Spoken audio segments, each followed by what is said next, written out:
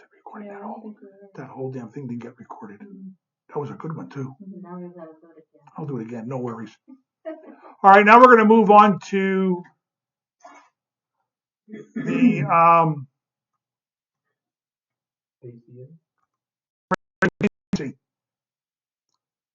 why is the appraisal contingency an important document? We already have a financing contingency which you elected in the agreement of sale, which the lender can do an appraisal. It comes in or it doesn't come in, right? So who cares? Why do an appraisal contingency? It's already inherent to the agreement of sale. So why clutter with more paperwork? True story? Question, anyway. So it's a true story that if it doesn't appraise in accordance with paragraph 8 under financing and it does not appraise, the buyer can terminate the agreement of sale, correct? Yeah. I got one yes. Yes? I'm not sure. I got one I'm not sure. Yes? Yeah. I got yeses. I got yeses. Ashley, yes or no? If paragraph 8, it already has an inherent that I'm getting an appraisal because I'm getting financing. If the appraisal comes in too low, hell, as the buyer, I can just simply terminate based on the fact that I did not get the appraisal needed to get the mortgage. So why bother with this stupid form? Actually, no, because they could pay it if they have the proceeds. They could pay it out of pocket. Nope, yeah? I just want out. Okay. Can I get out? Well, it depends on whether the lender doesn't approve. There's no depends. They're for old people. It's a yes or no answer. No, you can't. I have to continue to get financing. Okay, I got a no here with an explanation. I got one no, one maybe, I'm not sure, and one was a yes, but now he's second guessing it. The answer is absolutely no. The buyer cannot, in paragraph 8, walk away from this transaction. Only the seller has the right written into paragraph 8. I highly recommend that everybody reads paragraph 8 word for word, line for line. If the appraisal comes in short, you as a buyer have an obligation in good faith to secure financing based on the terms outlined in paragraph 8. Critical. In good faith. What does good faith mean? That's described in the guidelines on the document. But if you don't, in good faith, try and get financing, you will be found in default of the agreement and you will lose your down payment. So for how long do I have to do this in good faith for? You need to do this all the way to closing day. In good faith, you must be able to document that you tried to get the problem resolved, i.e. appraisal. Maybe you got to get another appraisal. Maybe you got to negotiate with the appraiser. Maybe you got to go to a different lender and then get a different appraisal. You've got to try whatever you got to do to get this deal to go together on financing all the way to closing day. If closing day comes and then it leaves the next morning, now you have a right to, as a buyer, to terminate because you're terminating based on the fact that settlement did not occur. I have a question about something you just said. You said go to a different lender and get another appraisal. According to Keith, once the seller receives an appraisal, they're bound by that appraisal for 6 months. Not true. No? Nope. You got to know what type of financing it was. Okay. That's true for FHA because the FHA appraisal follows the property. So if another appraiser goes out on an FHA loan, they won't do the appraisal. They'll just pull down the existing appraisal based on the ID number associated to that property for FHA. Okay. That's probably what he was talking about. But not for conventional. Not for conventional. How about for VA? They don't share. They don't have to share. And it's not attached. Because I've done VA 2 of them already. USDA? Can't answer that on USDA. Okay. Yes. Are you talking about if the buyer makes an offer of $200,000, but the appraisal comes in at like 180? You're saying that the buyer has to do everything within, or you, or the buyer, has to do everything within your power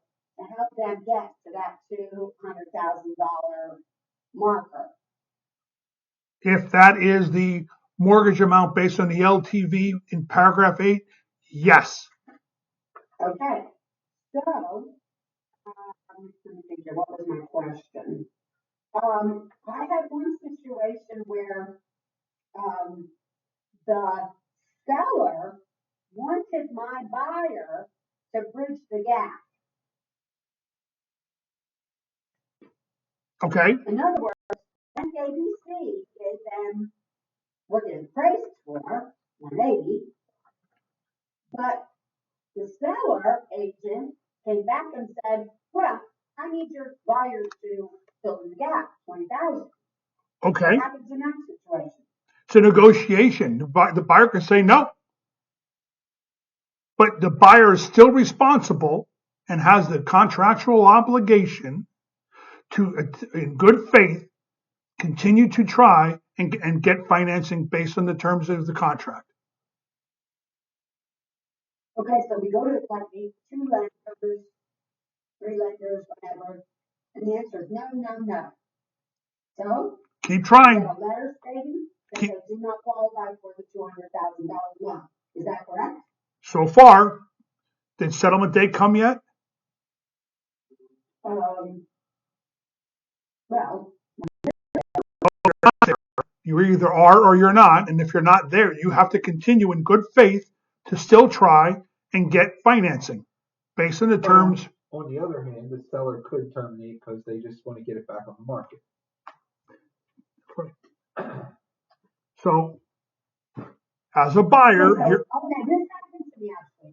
So if the seller says, all right, I'm done fooling around with you, Mr. Buyer, you don't want to bridge the gap, I'm letting you go, I'm gonna take another offer. any term, Okay? and that seller terminates your agreement. Correct. They have that right. Good. That's what I thought. I did that. That's what I did. The seller has that right in paragraph 8. The buyer does not. The buyer did one. Okay, I got it. So in practice, what really happens is, we negotiate, and if we appraisal, we all know that the second appraisal won't really come in any better than the first, so they negotiate a termination and a return of funds, so that the seller can move on and the buyer can move on. That's what gets practiced, but contractually, that does not have to occur, and the buyer does not have a right. That is why the appraisal contingency addendum exists. It gives the power to the buyer, depending on the option you select. Mm-hmm. Okay, and that's why it exists. Because based on the appraisal, under the standard agreement of sale, the buyer does not have a right to terminate. Okay. One of my, I don't know exactly what you want to call it, pet peeves, but, you know, people in the marketplace that we're at right now are, you know, putting numbers up there that perhaps are just a little bit higher than what they should be. And, of course, an expectation that somebody will come along maybe with cash and just take it and not have it appraised. And, in that sense, it's like, okay, well, I just decided that the property is only worth 180,000, but I want the property so much that I'm willing to kick in another $20,000. When in essence, they paid 20,000 more than the property is really worth. So, that's their decision to make. Right, so let's go back onto the appraisal contingency addendum itself. We now know why it's being used, because we're giving the power to the buyer to make the decision on what is going to happen to the contract based on the appraised value. Okay, so in comes the appraisal contingency, paragraph 1, line 4. The appraised value of the property must be equal to or higher than the purchase price, or some other number. Why some other number? If the house is on the market for $200,000, I bought it and purchase priced it at $200,000. We're under contract at $200,000. Why would I be willing to accept a $180,000 appraisal? depends on the loan terms and how much you're financing. I'm financing it at 20%. Okay. So I still need to finance it at 20%, 80-20 loan to value. If it comes in at 180, I can borrow now less, so I'm still short. So the reason why it might be lower is because I, the buyer, am willing to fill the gap. That's the reason. I, the buyer, am willing to fill the gap between a purchase price and a lower appraisal. By how much? I bought it for 200, and my minimum I want is 180, so I'm willing to cough up 20 grand, up to 20 grand. That's an automatically glowing thing that says you're willing to cough up 20 grand if you did that. So that's why it could be lower. Okay.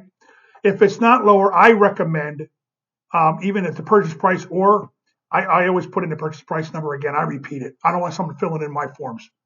So I go purchase price or $200,000 because that's the purchase price. So my form doesn't get filled in by some other jamoke. Okay. There's a contingency period of 30 days. Your appraisal must be done and transmitted within that 30 days. If the lender takes 35 days, that's your problem, not my problem. Meaning it has no effect on saying, hey, the lender screwed up, they took too long, too bad. You should have gotten a change in terms and extended that and paid attention to that 30 days. Because once you hit 31 days, this agreement, it goes away. And you're buying it no matter what the appraisal is, kind of a scenario. Okay? So you lose that if you don't pay attention to that. And it's from the date of execution, not the date of the agreement. Within the contingency period, buyer may obtain an appraisal, blah, blah, blah. So you're going to get your appraiser. Once you got to select. I don't use option 2. So let's start with option 2 and why. Option 2 I don't use because that takes away my right as a buyer to terminate. Well, that's why I'm using this form. I want rights. Option 2, you're taking away your right as a buyer to terminate. If the minimum appraised value is met, I'm on line 22, option B, number 1. If the minimum appraised value is met, or if the appraisal is not completed within the contingency period, buyer accepts the property and agrees to the terms of the release paragraph of the agreement of sale. Buyer further agrees to complete settlement at the purchase price by any of the following or a combination thereof at the buyer's discretion. 1, fill the gap. That's little letter A, fill the gap. Adjust the loan amount or adjust the LTV. Those are your 3 options, but you're buying it whether you like it or not. Buyer elects any option above shall prevail, or like terms of the mortgage finance contingency paragraph and agreement of sale, all other terms remain the same and unchanged. If the number 3 is not met, this agreement is null and void. This agreement here, this addendum becomes null and void. So it no longer exists. So we're going to revert back to you buying the house at $200,000. All terms of the mortgage finance contingency paragraph of the agreement of sale remain unchanged and in full force. I don't like paragraph 2 because it takes away my ability for negotiations. I personally like option 1. If the appraisal is met, same thing. If it's not met, if the appraisal is not met, buyer will deliver a copy of the appraisal to the seller, and the buyer there has the right to terminate with written notice to the seller with all deposit monies returned. There's your explicit right to terminate based on the appraisal. That's the buyer's explicit right. It does not exist in the agreement of sale. Or you may enter into acceptable written agreement between buyer and seller, renegotiate. You know what? You're 20,000 short. I'll tell you what, I'll bring 10,000 to the cash. You lower the purchase price by X number of dollars. I leave my LTV the same, and we're good to go. Great. Redo the agreement of sale, re-sign it, and you're off to the races. It gives you that opportunity to negotiate or just walk away. Number two, you don't get the opportunity to walk away. So I always use number one. And when I use number one, I will also add to paragraph 32 something about my gap that I'm willing to cover. Not leave it at 200 to 180. I would put it into the buyers willing to fill to up to $20,000 worth of gap of appraisal to purchase price in the event that the appraisal comes in less than purchase price. I'll put that kind of verbiage in paragraph 32. So it's there. So it's already known, it's clear, it's understandable. So again, there is on this form, there is a guideline for it. And again, the guidelines are very, very, very useful. It explains it. Explains the terms, explains the appraised value minimum.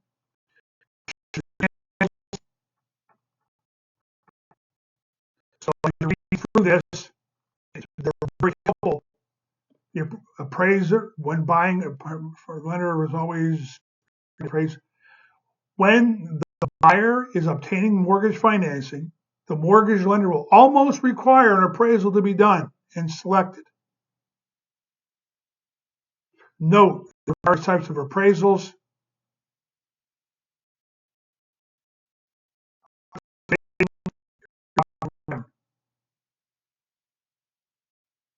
Talk about conditions. Number three, if the contingency period ends and the buyer neither terminates the contract nor reaches a mutual acceptable agreement with the seller, then the contingency is waived. So if you miss your 30 days and you're negotiating, all right, day 28, I start negotiating with the seller. Day 30 rolls around. I still don't have a negotiated agreement signed and executed by both parties. You better get a flipping extension on this, because come day 31, it's gone. You can't sit there, well, we were negotiating. Yeah, you were, but guess what? The contingency period's gone. You lose. Got to pay attention to your dates. Got to pay attention to your dates. Under the waiver, if the property appraises below the minimum value or appraises in a manner that is not acceptable to an underwriter, if any, the buyer still does not have the option to terminate this agreement. That's option 2. Buyer still does not have the option to terminate the agreement. So I don't use option. That's why I don't. If I want to use it, I'm using option 1. You could use 2. Go ahead. Where does option 2 really make sense, though? Is what situation would make it that would be a smart choice? I don't understand, but it seems so lopsided there. It's implying that you're going to fill the gap. Okay. That's really what it's doing. The buyer really wants it no matter what. Yeah. Willing to do anything to get it. Then you use that, right? Yep. And I don't use it. I know someone who did, and I don't use it. I don't like it. It's too convoluted. People don't understand it. I just rather use number 1.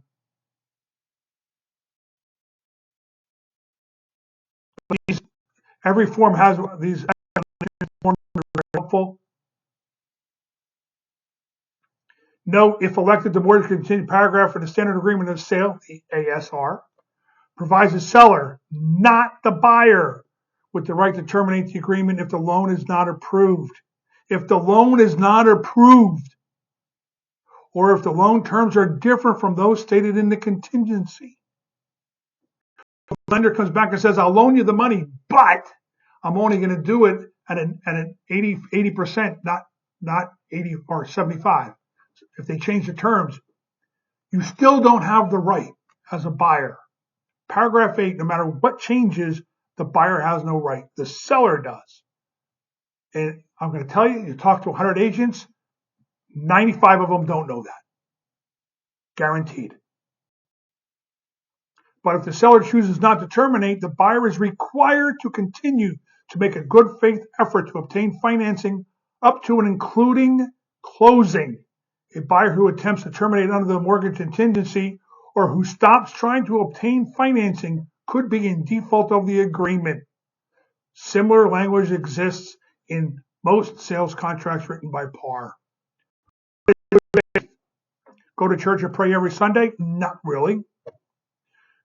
What is good faith anyway? Good faith is an actual legal term defined generally as the state of mind or course of behavior that shows honesty, the lack of intent to defraud, honoring of one's duty. Applied here, a buyer who continues to make a good faith effort to obtain financing is not required to do anything humanly possible to get a loan. In other words, you can't make me tell my mother or give a kidney in this case, or to earn the extra $20,000. A buyer is only going to be required to continue to participate in the process honestly with the full intent to fulfill their obligation. So it makes common sense. If I got an appraisal and it's not good and you're off by $5,000, $7,000, it might make sense to go get another appraisal. If the appraisal like I had, it was off by probably $65,000, we went to another lender. And then at that lender, we got another appraisal. So you got to make those good faith tries to get your financing, and you must continue that up to and through and including settlement date. You don't got to be acts of heroism. You just got to make that good faith effort. Any questions on the appraisal contingency form? Paragraph 8 in the agreement of sale for the VA and the FHA, would you still be using the? Again, if you're using, the question is if you're checking the box for the FHA, VA under on the agreement of sale that it has to appraise at this number, that just means, again, you're not going to get FHA, VA appraisal. That means you're not going to get FHA, VA financing. That doesn't allow you to walk away. No, I guess I didn't say all the words. I am an FHA or a VA buyer. Okay. So I am using that box there. Yes. And that box states that the buyer cannot be obligated to purchase property if the property does not appraise. So am I still using the appraisal form? Yes, you are, because I can say you should go try conventional. You might be FHA because you choose to go FHA, but I had buyers, you had buyers that qualify FHA and conventional, and you went FHA. Well, I know you, and you as an agent told me as a listing agent, we can go either way, but we're going to go conventional. We're going to go FHA first. Well, when it gets not appraised, then I'm going to say to you, you told me you can go conventional, so I expect you to go try. Because paragraph 8 doesn't give you the right to walk. You still want to use the appraisal contingency form if that's your intent, and you want the buyer to be able to walk. Paragraph 8, financing, buyer has no rights to terminate based on that paragraph anywhere for any reason. And if the buyer cannot go conventional, they can only go FHA and VA. They just have to keep on trying. I would try go call your lender and say, you know what, run my numbers conventional for me, please. Attempt it. Get the notice from the bank. Tried it. Can't do it. Got it. Let's talk to the appraiser and see if we can get an appraisal improvement done. Send it over to review the appraisal. And, well, there's nothing wrong. It's a good appraisal. Oops, they used 2-year-old comps. Ask the appraiser to change it and use more relevant comps and provide those comps. Okay. FHA, maybe they could put money down and go higher than 3.5%. If they go to 6% down, they would qualify. Okay, great. Now we can change the loan to value on the new appraisal and still qualify. So you've got to try all those things and continue those and document those all the way up through closing. 99 times out of 100, it never gets there because 99 times out of 100, the listing agent doesn't understand this, and all they want is to do one thing: get a termination, give you your money back, buyer go your way, and let me get my house sold somewhere else. I don't want to delay this out 30 or 45 days and wait for settlement. I'll lose a whole market. The market can change and I can lose value by 10, 15 grand because the market's not going up right now. It might drop another 10 grand. So they want to get back. They want to get back in the market as fast as possible. That's the reality. In reality, that is the logical way, and that is the truth. But I can see someone at some point really stubbornly wanting to do that, to keep that deal and to make you go and chase wild horses. Exactly. Just one of it. Could happen. Could happen. So that's why we use the form. Any other questions on the appraisal contingency form? You will determine when you're going to use this, or you're just going to use it for fun or what? Personal preferences, I don't, only because I know what the basic practice is. But if I got a buyer on my side or a seller on the other side where I think it's going to get a little wonky, I'll use it. So far, I've used it for every single one except I have an FHA buyer, but I did not know that we have to use it with an FHA buyer in addition to that. Maria uses it 100% of the time now moving forward. She used it 99% of the time prior to this because she did not use it for FHA buyers, but she uses it 100%. Jenny, what do you do?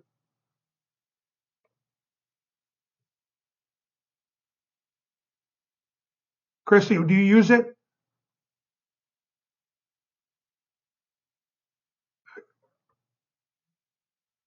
Yes. Okay. You use it, Carissa? I have in the past. Sketchy. Yeah. I'm the same way. Mike, it's 6 of one, half dozen the other. It just depends on your gut feeling. Okay. If I know I'm going in high, I use it absolutely, and I use option number 1. So if it's a 230 purchase list price, and I go in at 245, I'm using it. If I look at my comps and I don't think it's going to appraise, I use it. If list price is 230 and I go in at 230, and I look at my comps and I don't think it's going to appraise, I use it.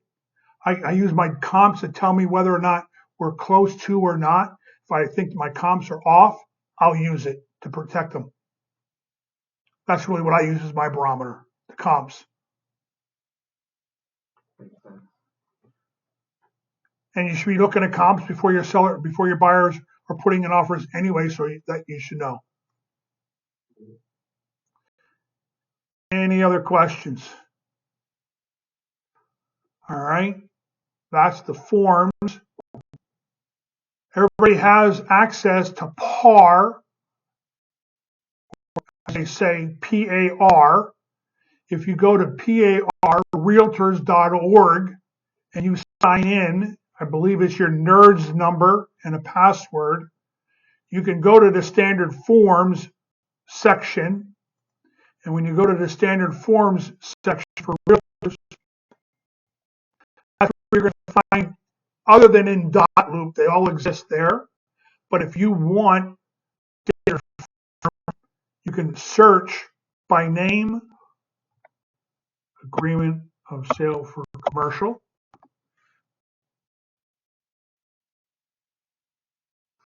There it is.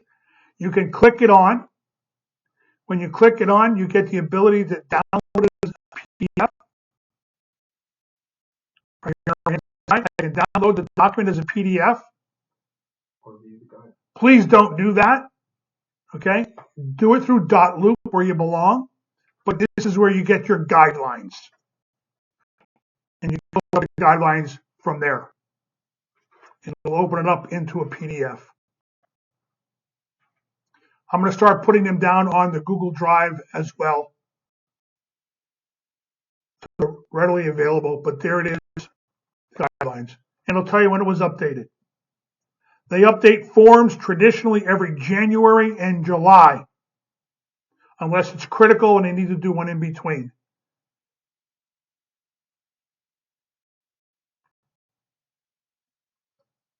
All right. Anybody else? Closing out that section.